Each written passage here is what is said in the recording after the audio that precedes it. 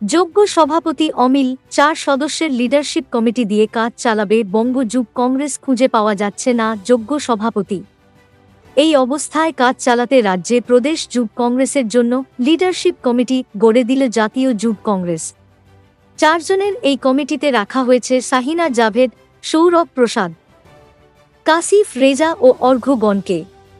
আপাতত জোড়া তাপ্পিতেই কাজ চালাতে হবে রাজ্য যুব কংগ্রেসকে। কংগ্রেস থেকে ইস্তফা দিয়ে তৃণমূলে চলে গিয়েছেন আজাহার মল্লিক। দীর্ঘদিন ধরে দলের যুব সভাপতির দায়িত্ব সামলেছিলেন তিনি।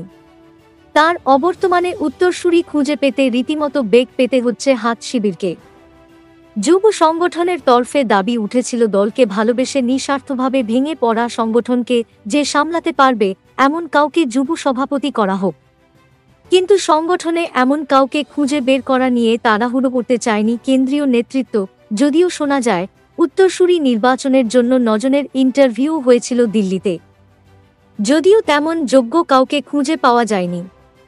এই অবস্থায় ভঙ্গুর সংগঠনকে দাঁড় করাতে আপাতত 4 জনের কমিটি করা হলো।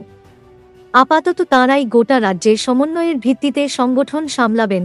সভাপতির বদলে রাজ্যে প্রদেশ যুব কংগ্রেসের জন্য লিডারশিপ কমিটি গড়ে দিল জাতীয় যুব কংগ্রেস। 4 জনের এই কমিটিতে রাখা হয়েছে শাহিনা জাভেদ, সৌরভ প্রসাদ, কাসিফ রেজা ও অর্ঘ্যগণকে। যুব সভাপতি পদে সাম্প্রতিককালে আজাহার মল্লিক ইস্তফা দিয়ে তৃণমূলে যোগ দেওয়ায় পদটি শূন্য হয়।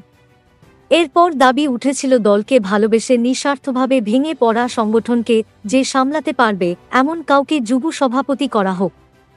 কিন্তু সংগঠনে এমন কাউকে খুঁজে বের করা নিয়ে তাড়াহুড়ো করতে চায়নি কেন্দ্রীয় নেতৃত্ব। সূত্রের খবর, এই কারণেই ভঙ্গুর সংগঠনকে তুলে দাঁড় করাতে আপাতত 4 জনের কমিটি করা হলো। আপাতত তাঁরাই গোটা রাজ্যে সমন্বয়ের ভিত্তিতে সংগঠন সামলাবেন। তাছাড়া যুব কংগ্রেসের সাংগঠনিক নিয়ম অনুযায়ী হঠাৎ করে সভাপতি পদ খালি হলে সর্বশেষ সাংগঠনিক নির্বাচন থেকে উঠে আসা এক বা একাধিক মুখকে দেওয়া হয় এই দায়িত্ব। সেই নিয়ম মেনেই রাজ্যে যুব কংগ্রেসের ভাঙা নৌকা চালিয়ে নিয়ে যেতে চাইছেন প্রদেশ কংগ্রেস সভাপতি শুভঙ্কর সরকাররা।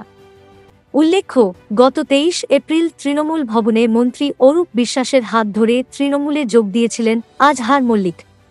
ঘাসফুলে যোগ দিয়ে তৃণমূল নেই।